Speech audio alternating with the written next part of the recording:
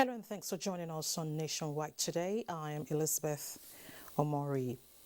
Governor Aminu Bello Masari of Katsina State has announced a drastic reduction in cases of terrorism, banditry and kidnapping in the state, insisting that the recent killing of his Commissioner for Science and Technology, Dr. Rabi Nasser, was politically motivated. The governor was speaking to newsmen after leading a delegation of the Katsina Elders Forum on a Katsa visit to President Muhammadu Buhari. State House correspondent Adamu Sambo reports. Members of the Katsina Elders Forum were in the State House to make a formal request for the conversion of the Federal Medical Center Katsina into a teaching hospital to be handed over to the Faculty of Medicine of the state-owned Umaru Musa Yar'Adua University. We had all the teaching staff in the university. We have the laboratory. Everything is in place except the teaching hospital. That's why we come to intervene, so that we can be given opportunity to use this federal facility, and to such a time we will be ready to go. Unless that is done, I'm afraid all the investment made by both the federal government and state government in establishing faculty of medicine in Umaru Musa Yar'Adua will be lying west. I will expect the Minister of Health to take the issues seriously, study the documents, and have a comprehensive memo to me and send it as soon as possible. Governor Aminu Bello Masari is of the view that if the Federal Medical Center Katsina is converted into a teaching hospital, Daura Emirate should have the opportunity of having a federal medical center. The delegation also used the opportunity to show appreciation to the president for the improved security situation in the state. We saw a drastic drop of over 100% in terms of the rates of kidnappings, killings, and associated crimes with banditry. What do you attribute that? Well, I think combined efforts of the security containment order and the efforts of the security forces to go after informants in particular, and also to go after the bandits hideout. And even 2 days ago they had an operation of clearance, which I think is proving very successful. And I think what is most important for us to succeed is for all the states, especially in northwestern states, to take the pain and work together to make sure that we block all the loopholes. The governor described as welcoming the resolve by Katsina and her neighboring states to collaborate more effectively on the fight against crime and criminality across their borders. From the State House, Adamu Sambo, NTA News. President Muhammadu Buhari may have agreed in principle to declare a state of emergency on security in parts of the country. Governor Aminu Wazir Tambwal of Sokoto State dropped the hints while speaking to newsmen Monday evening after an audience with the president on security situation in his state. State House correspondent Adamu Sambo once again reports. Tambwal was at the official residence of the president to bring him up to speed on what he called the worrisome security situation in the seat of the caliphate. Only recently, 23 people lost their lives as their vehicle caught fire under gunshots by bandits at Gidambawa village in Isa local government area of the state.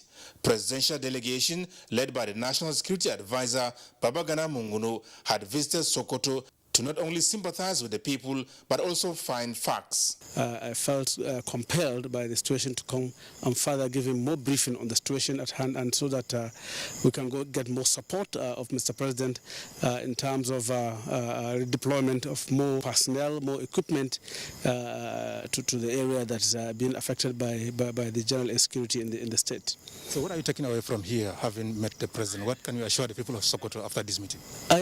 From what I've seen and the engagement I've had with Mr. President, I can see that more in terms of engagement, in terms of strategy, is going to come up. And part of what I really suggested to Mr. President is for him to consider taking the advantage of the constitutional provision to declare a state of emergency in some of these areas that we have all of these bandits in Zamfara, in parts of Zamfara, parts of Katsina, parts of Sokoto, parts of Niger, Kaduna and Kebbi, those areas where we have them.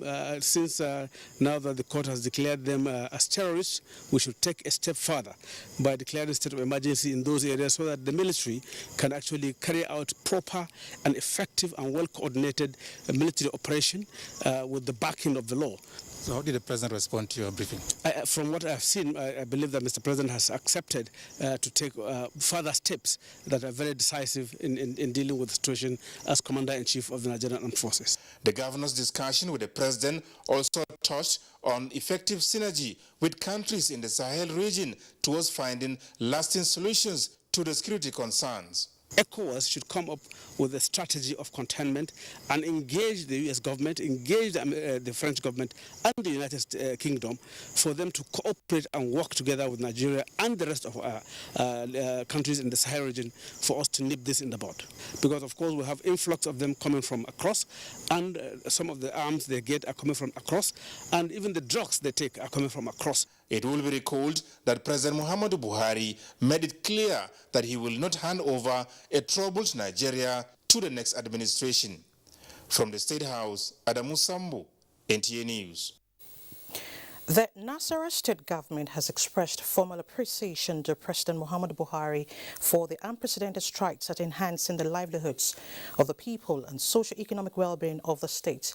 Governor Abdullahi Sule delivered the message of appreciation to the Nigerian leader, who also granted audience to the Taraba State Governor, Darius Ishaku. Details of this report will come in our subsequent bulletin.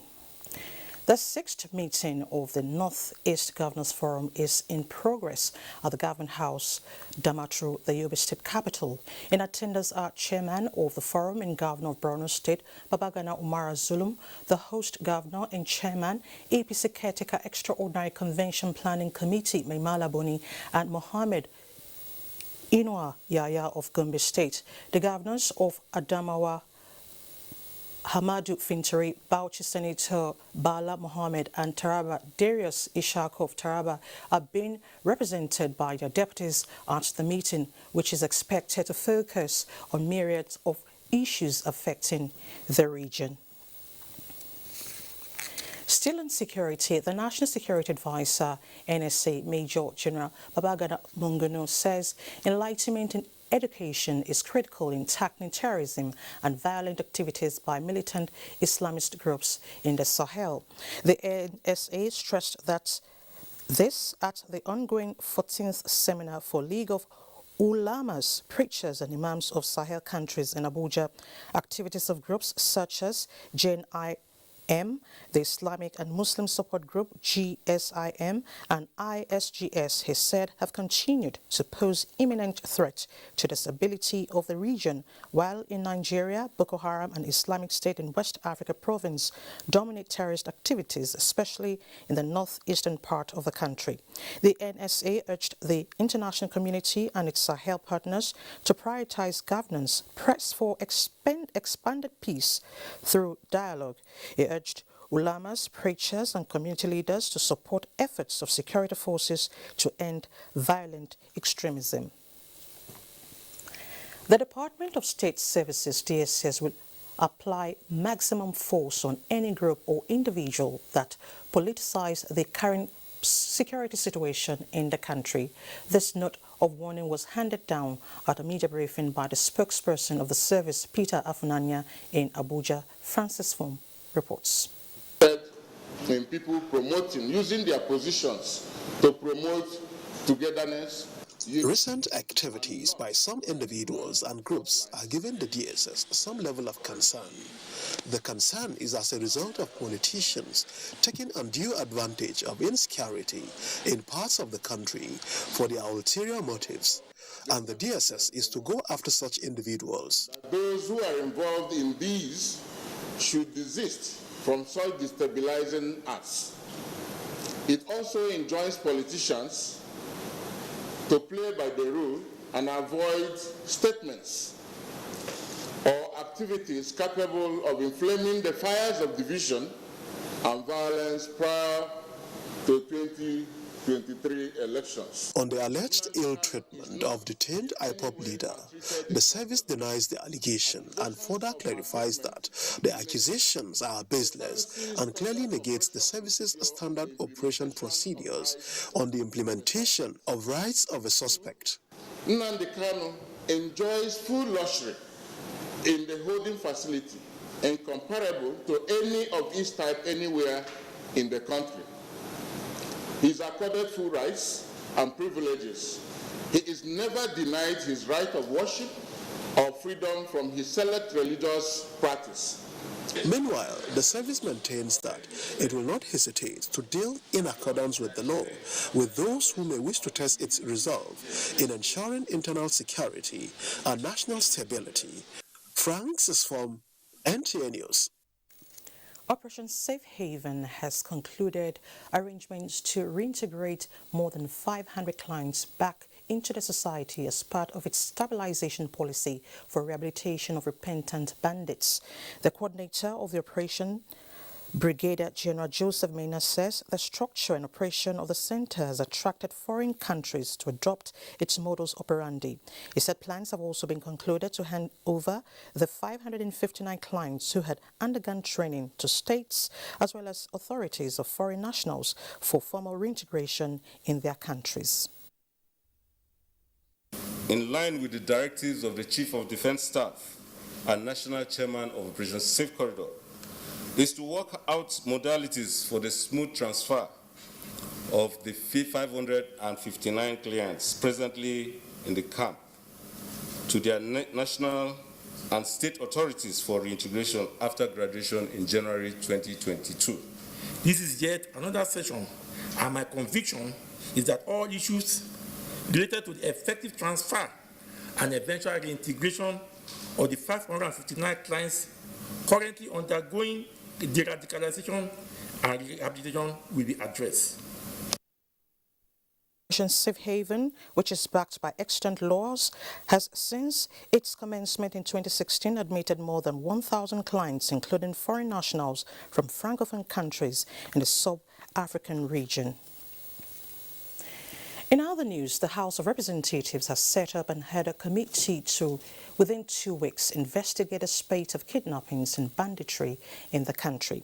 Following Sunday evening bandits' attack in Penal Village, Wase local government area of Plateau State, the challenges of insecurity, in particular banditry and kidnappings ravaging several states in the northern part of the country, came up at the commencement of plenary Tuesday by the Deputy Speaker, Hamid Idris, as a matter of urgent public importance. It said intense military operations against bandits in Zamfara, Katsina and Sokoto have forced many of them to flee, but becoming a problem elsewhere as they have been setting up camps at other locations, including at Forest, around Wase in Plateau State, and other adjoining areas in Gombe, Bauchi, Taraba and Nasarawa states, carrying out attacks on innocent villagers. The House urged security agencies to deploy personnel, step up aerial surveillance and intelligence gathering to curtail the activities of criminals. President Muhammadu Buhari has written to Senate requesting the confirmation of Muazu Sambo from Zamfara State for appointment as Minister of the Federal Republic of Nigeria. The executive communication read by the President of the Senate, Hamid Lawan, explained that this is in line with the provision of the 1999 Constitution of the Federal Republic of Nigeria as amended. The nominee is to fill in the slot for Taraba State, which was created by the removal of the former Minister of Power, Sali Maman. I have the honor to forward for confirmation by the Senate the nomination of Muazu Jaji Sambo from Taraba State as Minister of the Federal Republic of Nigeria. Copy of his CV is attached herewith. It is my hope that this submission will receive the usual expeditious consideration of the Senate. Sent in 5 names for confirmation as National Commissioners, 1 person as Resident Electoral Commissioner in INEC, and 5 names for confirmation as Commissioners in the National Population Commission. You're watching Nationwide on NTA, and it's time to join Kehinde in Lagos for more reports. Nice to see you, Kehinde. Great to see you too, and we're glad to have you join us in Lagos. Lagos State Government is set to leverage on tourism potential in agriculture to enhance food security across the metropolis. Governor Babajide Sanwo-Olu gave the hint after flagging off the maiden edition of Food Festival in Lagos. Musa Toliat has details. The maiden edition of the Food Festival showcased indigenous cuisine, local delicacies, and various seafoods that define Lagos. Governor Babajide Sanwo-Olu took time off busy schedule to work with guest chef to prepare stir-fried rice, the official meal of the event. Lagos is the melting pot of Nigeria, so we just felt that it would be nice to, just see people of different tribes, different cultures with different sorts of food in this location, and for people to just generally let their heads down and have fun. That's the essence of this food festival. So it's just for Lagosians to come around. Let us all come together, celebrate one another, celebrate the differences that bind us together, that make us the Nigeria that we are today. Youth drafted from various agricultural initiatives were on hand to display their produce. If they can do it quarterly, people can get affordable food items to buy. I think it will help people of Lagos State. The event, captured in the tourism calendar of the state, is aimed at creating a viable and affordable seafood market in an atmosphere of fun. More than 300 varieties of drinks, aqua products, and agricultural commodities were on display at the event. There were also side attractions, including fashion parade to delight the audience. In Lagos, Musa Toliat, NTA News. The Nigerian Army is intensifying offensive against terrorists to fortify the nation's territorial integrity. The Chief of Army Staff, Lieutenant General Farouk Yahya, stated this at the graduation of the Nigerian Army College of Logistics in Lagos. Enojo Adikwe has details.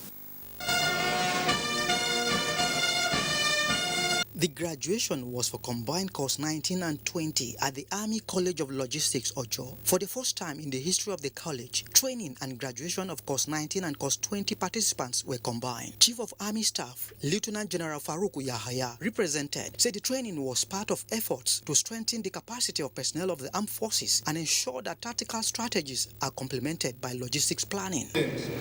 That the improved facilities in the college governance site must have impacted positively on the outcome of the courses that are graduating here today. This college has attained great heights as a center of excellence in military logistic training within the short time of its existence. The founding fathers of the college must be very pleased with the growing image of the college as a reference point for military logistics, both within the military and among the academic. Commandant of the college, Major General Obiora Enendru, said the participants have been thoroughly groomed as professionals to assist in the fight against terrorists. 42 participants drawn from the Nigerian Army, the Air Force, the Navy, the Police, and the Nigerian Port Authority distinguished themselves in the 14-week training, which saw them being awarded certificates and recognition.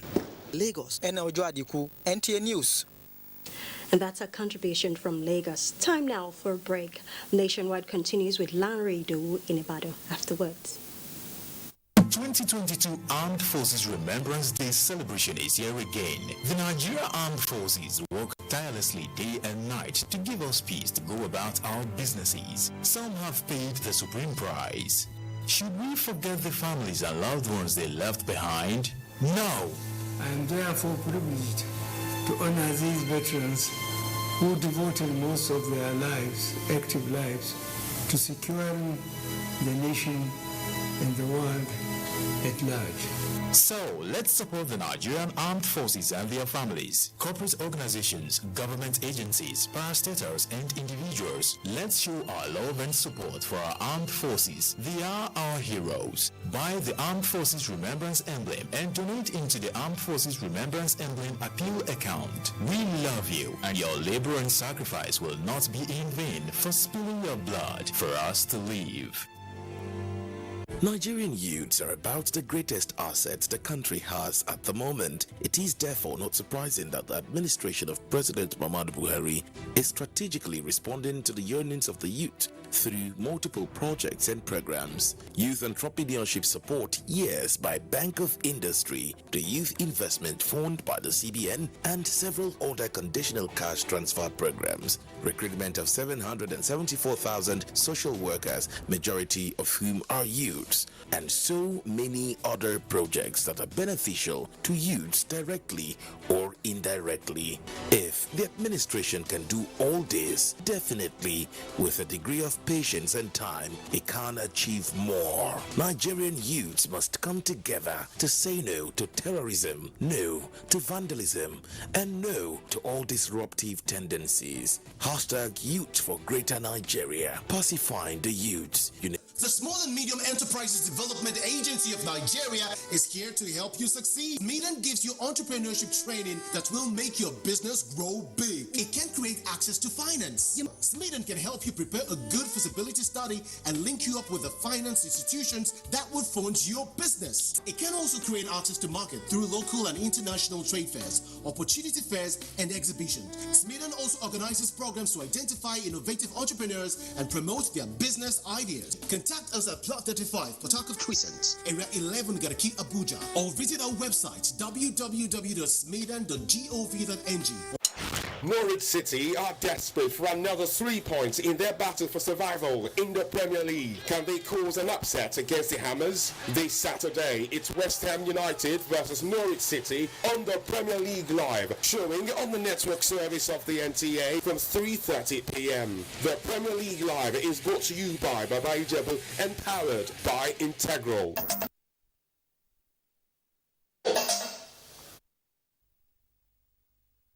Nationwide on the network service of the NTA, and welcome to Ibadan. Putting the right infrastructure in place has been identified as solutions to the energy and electricity challenges confronting the nation. Oyo State Governor Seyi Makinde stated this during the groundbreaking for the construction of an 11 megawatts gas and solar hybrid plant in Ibadan, the Oyo State capital. Ayomiku Ajibola has details. Inaugurating the construction of the project, Governor Seyi Makinde explained that as captured in his roadmap for accelerated development, his administration remained committed to providing electricity for residents in the state, as the project will provide power to government facilities within the state secretariat, the legislative complex, judicial complex at Iyaganku, some state hospitals, as well as 10-kilometer radius of public lighting. The total cost of the project is pegged at 8,27,430,214 naira, and the project is being executed on build, operate, and transfer basis. While the project will initially serve the Oyo State government facilities, it actually has the potential to spill over to industry and the wider society, thereby feeding into the administration's vision to facilitate the expansion of the state's economic base and the lot of our people. The independent power project, which is expected to increase productivity in governance and positively impact the state economy, will be delivered within the next 6 to 8 months. In Ibadan, Ayomiku Ajibola, NTA News. As part of its continuation on Ember Month's campaign, the Federal Road Safety Corps, Oyo State Command, has embarked on rescue operations for road accident victims. Kayode Oladoshi reports that the exercise was showcased in Ibadan Metropolis. His report is here presented.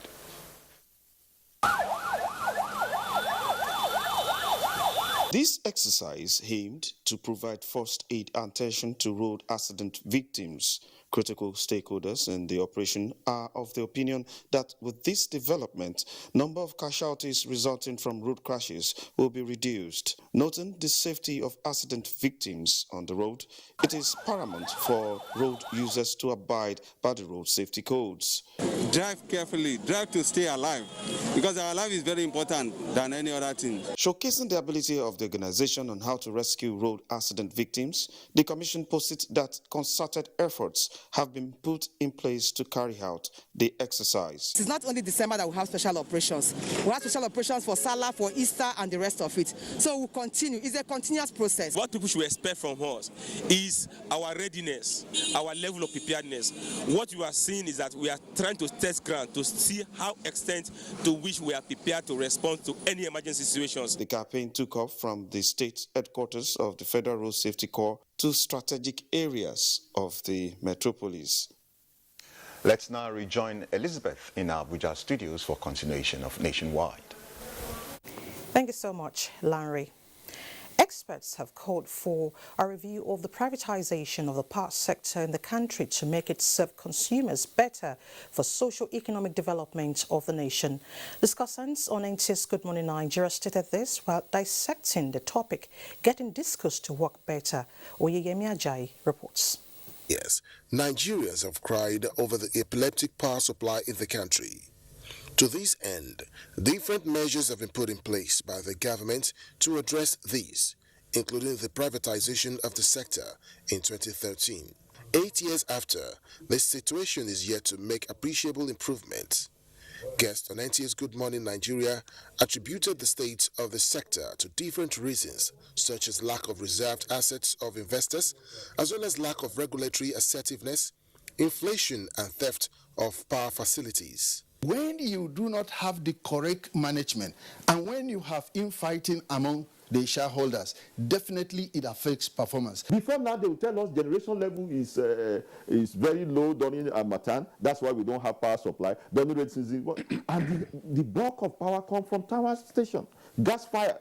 So there are a lot of insincerity in the sector. They also condemn the shady activities of consumers to reduce costs by tampering with meters. In the last 6 or 7 years, Kaduna Electric have deployed, of course with our Mr. Asset Provider partners, we have deployed over 250,000 meters. But out of this number, I'm telling you, close to half of it have been compromised deliberately. When you are trying to, you want to make your child to walk, you don't tell your child to run almost immediately. These are Nigerian companies. Nigerians are working there. So you are not going to regulate them out of existence. They, however, commended the government for efforts to ensure constant power supply in the country, with the investment of more than 9 trillion naira, calling for more investors in the sector. In Abuja, Oyeyemi Ajayi, NTA News. The federal government this Tuesday extended over 15 billion naira in settling pension arrears of some defunct agencies with the assurance of rounding up the agencies left. Minister of Finance, Budget and National Planning Zainab Ahmed, who executed the payment through the Give Miss platform, said government places high premium on caring for the aged, especially with the prevailing economic situation, and sought support of the legislature in settling all pending liabilities of defunct agencies of government by next year. Leah Katung Babatunde reports. Most of us were at the point of death, honestly. So we are very happy. A breath of fresh air for ex-workers of some agencies that are no more in existence. A lot of their compatriots did not live to see this day.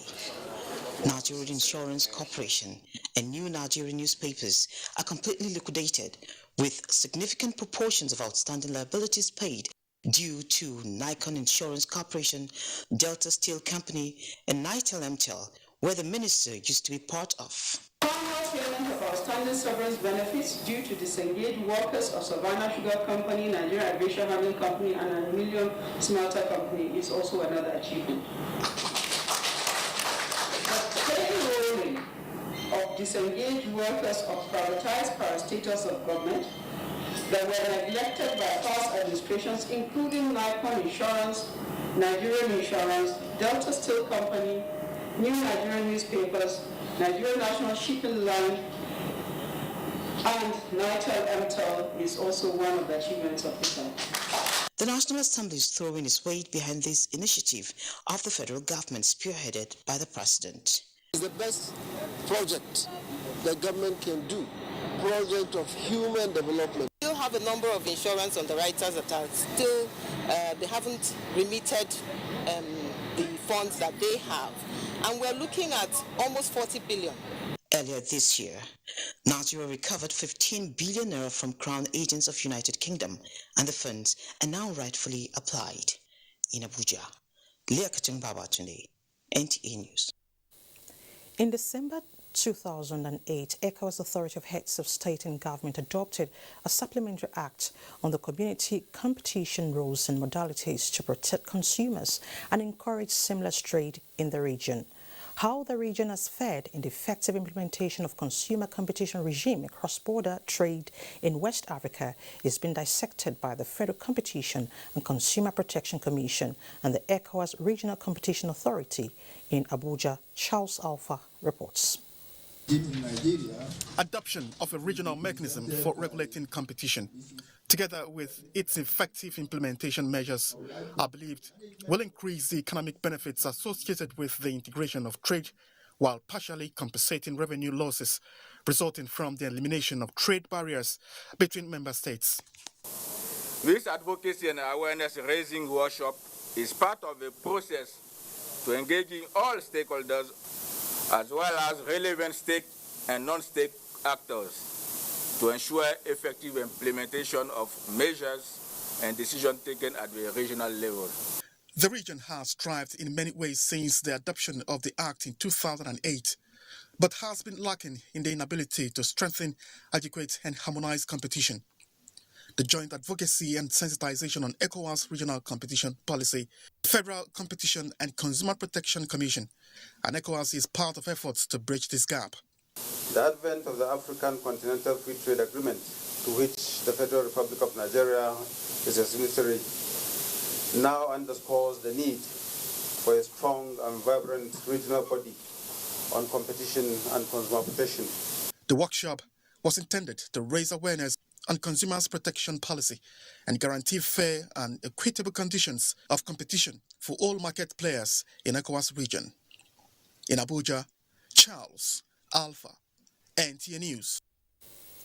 Tim Benway of the People's Democratic Party, PDP, led by the Benue State Governor, Samuel Ortom, has given the newly elected national chairman of the party, Senator Iochia Ayu, a rousing welcome and celebrated him at the banquet hall of the Government House, Makurdi. Charles Abba reports. Senator Ayu, who urged Benue people to keep working together, assured that with unity, success is sure. This is a victory for Benue. It's a victory of collective effort.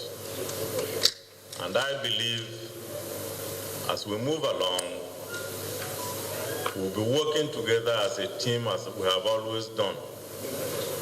God should give you the wisdom and the courage to lead the party aright. Governor Samuel Ortom reiterated his tenacious hold to equity, justice and fairness and urged that the caliber of personalities that constitute the National Working Committee of the party should join forces to pilot the affairs of the party in Makurdi.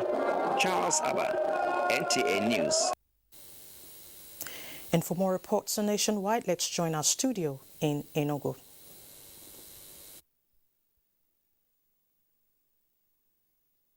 Good afternoon and welcome to Enugu. Private sector participation in community development is one of the surest ways to fast-track infrastructural development, particularly at the grassroots. Enugu State Governor Ifeanyi Ugwuai noted this when he inaugurated a 1.9-kilometer rural road financed by an individual to complement the state government's development efforts in the area. Susan Eze has details. Endured for many years the deplorable state of roads in their area, the first sign of better days ahead for the people of Abuja in Nkanu West local government area of Enugu State was the construction of the Ogonogeji Ndiago Abuja rural road by the state government. To them, it was a dream come true. Again, another road in the area, the 1.9-kilometer Ugwaba-Atikpa-Onichago road, has been constructed, this time financed by an individual who said the need to complement government's efforts in meeting community needs spurred him to action. This move, according to Governor Ugwanye, is the way to go to fast-track rural infrastructure development. This is exemplary, commendable, and complements the effort of administration in rural infrastructure development.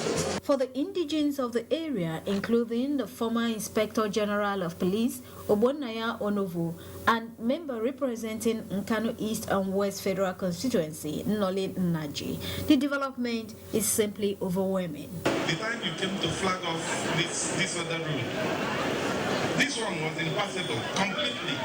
This road is asphalted, has drainages, and has a stone base. So it's as solid as the rock.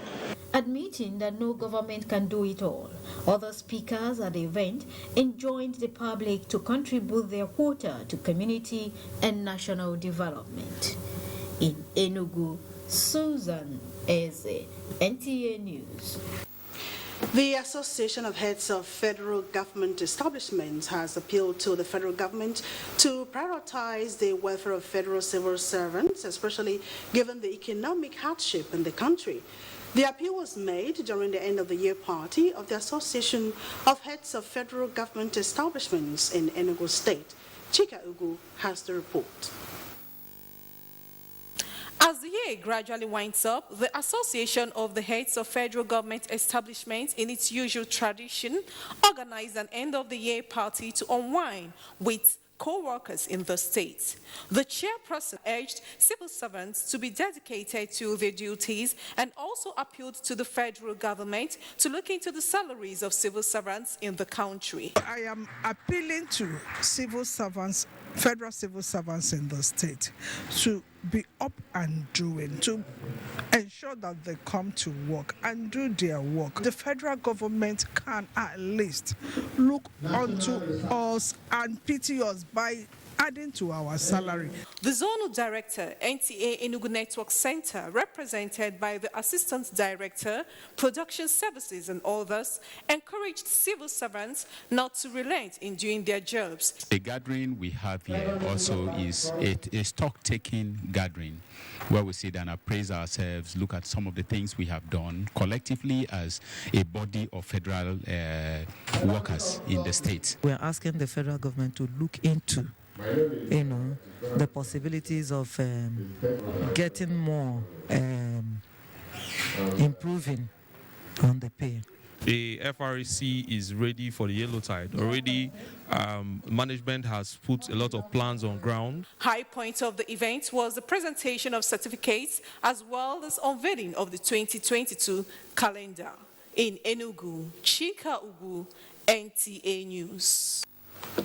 And that's it from Enugu. Nationwide continues in Port Harcourt, where Dibabari is standing by after this break. That is the black swan of the century has actually hit the whole world very hard, even the strongest of economies, and Nigeria was not spared.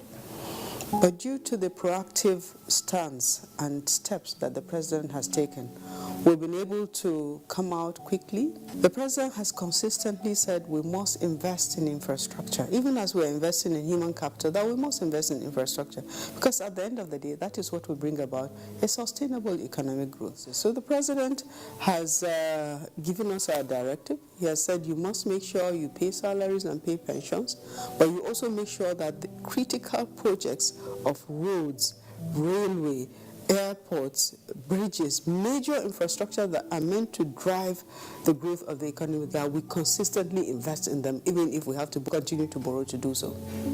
This message is from the Federal Ministry of Information and Culture. The Council of Our Fathers. I will urge and advise our younger generation to use talent and brain to sort out problems, not arms. Nigerian youths, let's build our nation together.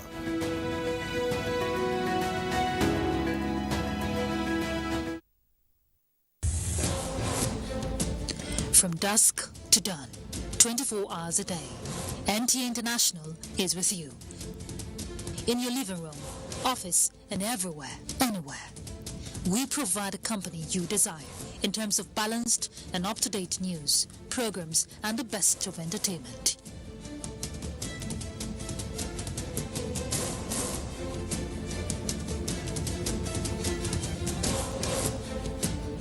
Tune in to DSTV channel 251, GoTV channel 91, Freeview channel 264, or live streaming via www.visiontv.co.uk.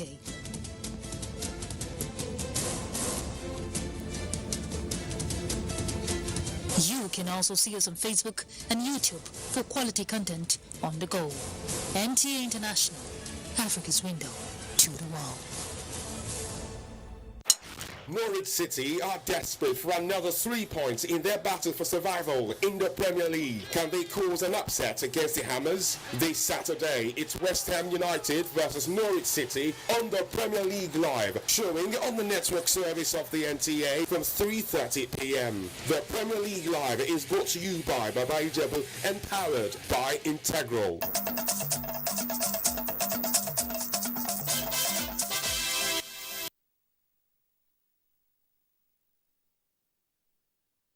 Port Harcourt.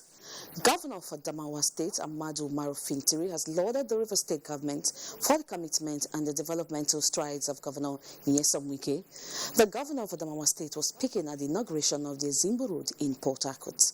Ogediinko reports.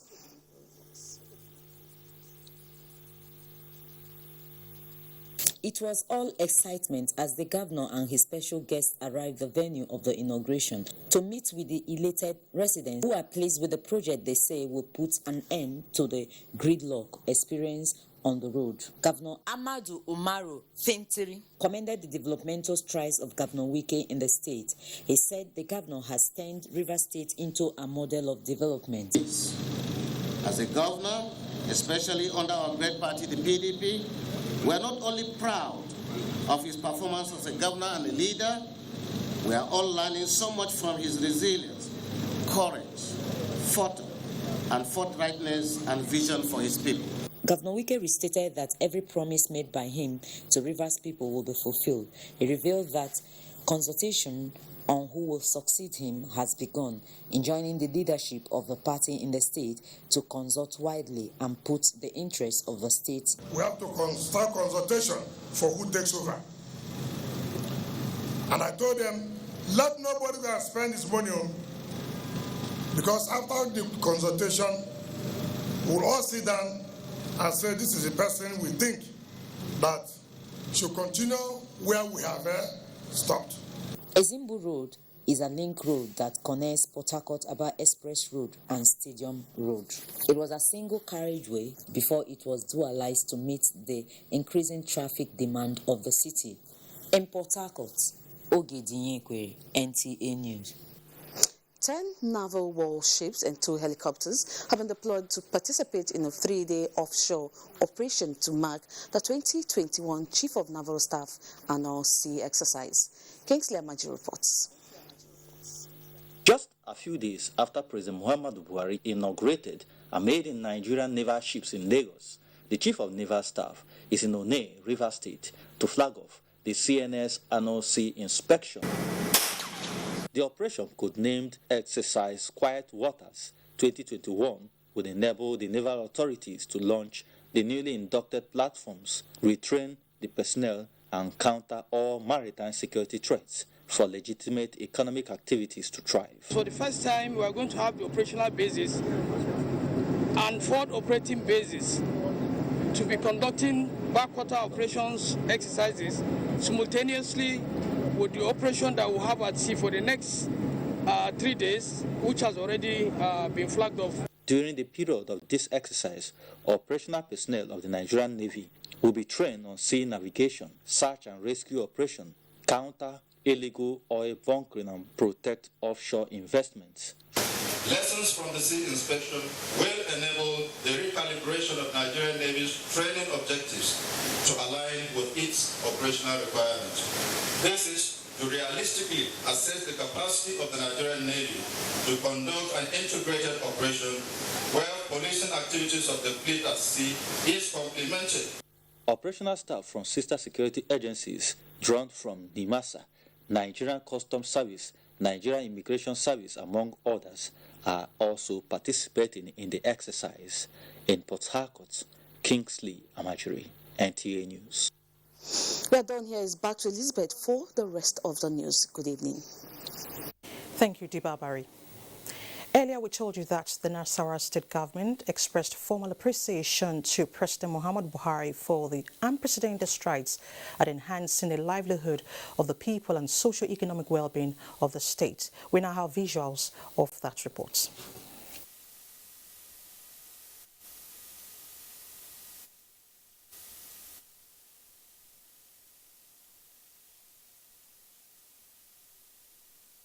All right, we'll take that report in our subsequent bulletin. Moving on, in continuation of its intervention to vulnerable and displaced persons in parts of the country, the federal government has again reached out to 350 internally displaced households in Nasarawa State. Ali Tijani Mohammed reports that the National Commission for Refugees, Migrants and Internally Displaced Persons flagged off the distribution of another round of relief materials in the state.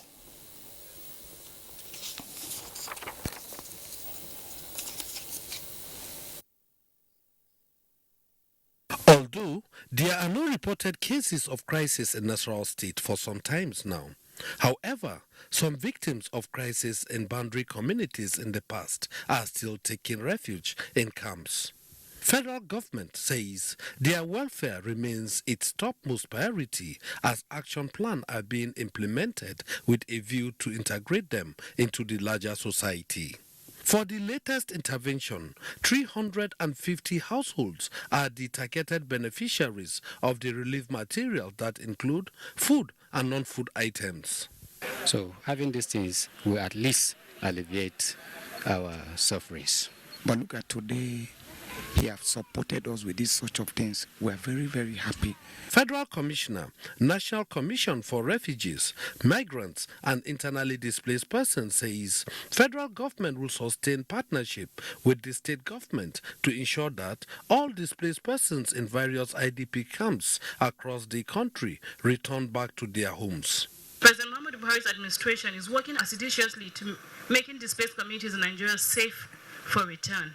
We will sustain our collaboration with the security agencies, traditional rulers, community leaders, and religious leaders in order to ensure the security of lives of our people. The items are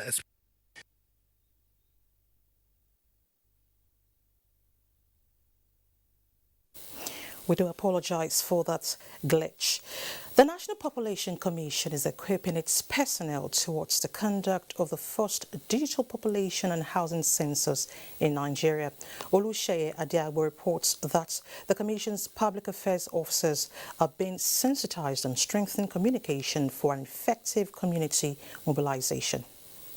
The National Population Commission is counting down to a nationwide population and housing census proposed for May 2022 that will see it transit from paper mode of data collection to a digital format. The Commission is now on course to address some known challenges associated with conduct of the exercise by taxing its personnel on proper communication with the populace. All of us that are gathered here, we are the agents that will make the Nigerian people to understand that the process that we're doing is a transparent one, is of international standard.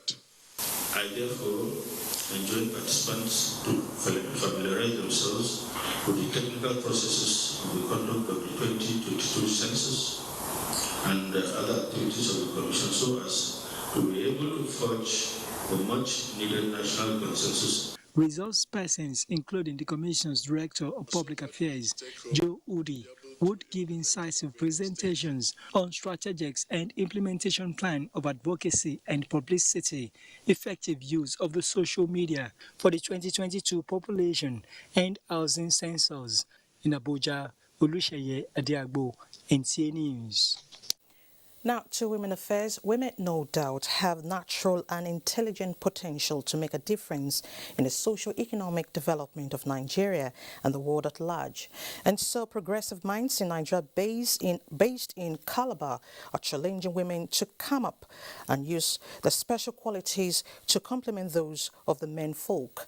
Benny Archibong in this report quotes the concerned citizens as calling on the women folk to be more involved in the mainstream political activities of the nation, especially in the 2023 general elections as it draws near. The role of women and girls, observers noted, cannot be overemphasized, as women can also contribute to national development and good governance. Nigerian women still remain systematically alienated from reforms and decision-making process in the country. We, the women who want to get into governance, and the young people who are also looking for governance must come together and begin to compare notes and ask ourselves, how can we work together? How can we bring our different constituencies together, raise a demand? We, the women, will come with a demand, the men will come with a demand, and we'll sit together, agree on our various demands. The youths will come with a demand, and then we'll see how we can champion our case. The drive is not necessarily to become a politician, but it's good to have an idea of what politics is, to be involved in the society, to be involved in what my future will become. Because if I'm not involved, I will be drowned in a future of no hope. They expressed optimism that most women, if given opportunity, can help in fast-tracking the economic fortunes of the country. In Calabar, Benny Archibong, NTA News. In talking sports now, for the third time in history, a Super Eagles coach has been sacked amidst preparation for the prestigious African Cup of Nations. What is the impact of this? Cynthia Ogun will tell us. With less than 28 days to the African Cup of Nations, expectations for the Super Eagles to deliver under the guidance of German tactician Gernot Rohr came to a halt as the Nigeria Football Federation released the shocking news of his disengagement. Gernot Rohr was in charge of the Super Eagles for 64 months and is the most capped coach, having won 28 matches during his campaign. This move is in the best interest of Nigeria soccer fans. It's not as if we've just taken the team apart, but we want to refocus. There's a DNA to Nigerian football. We need people that have a deep thought about Nigerian football. And yes, 28 days. But like I said, I think NFF is on top of this. Gernot Rohr started very well. But all of a sudden, everybody, including Nigerians, noticed that there is high level of indiscipline in the team. There is also dwindling performance. Soccer lovers, however, have varied opinions on the re-engagement of Augustin Eguavoen as the head coach of Super Eagles. So the question is Eguavoen ready, psychologically ready for this task? Also, the NFF should come out and tell the world the target is given to Augustin Eguavoen. He had a very high winning percentage, except for the match that we lost at home to Central African Republic in the qualifiers for the World Cup. I hope with the Eguavoen in there, I think it can bring us another level of game.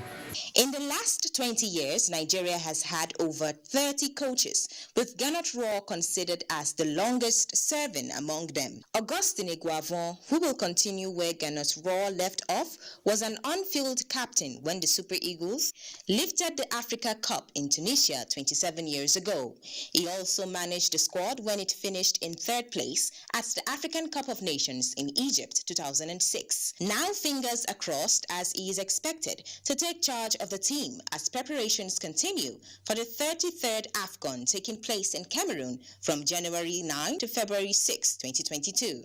With Sports Update, Cynthia Ogun, NTA News. And for more sporting stories, let's join Gift George.